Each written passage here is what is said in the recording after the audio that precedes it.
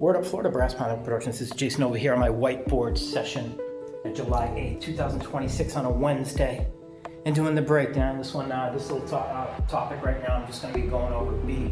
We have the A, B, C's and the 1, 2, 3s, but I'm just going to talk a little bit about the B thing over here. Well, what's he talking about with the B? Well, the B is real simple, okay? It's, if you're out there and you're just starting up a business and you want to get some supplemental marketing, some advertising, that sort of thing, you're going to use the means and the platforms that are available to you like everybody does. Some people don't have time for it. Some people do have time for it. Me, I have all the time in the world to do it, except when I'm working on other projects for myself or a client.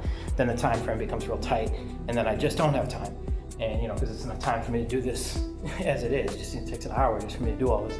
So really, Google has been really good to me over the years. Obviously, in the form of Google Maps, when I started 6 years ago to acquire that many views, 136 million plus views over the years. It's been a lot of work. It's been rewarding in other ways because I can leverage it for sales and business. Because if I can prove my numbers, they're not real, they're not inflated, they're not fabricated.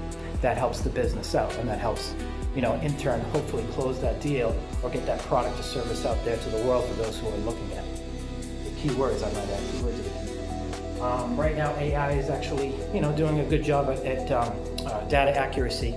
I like it in that aspect. The other aspect of it is graphical and pictures and videos and stuff like that. But I'm going to go non-AI and just leave the AI up just for the data and analytics and the accuracy of verification. That's the key thing.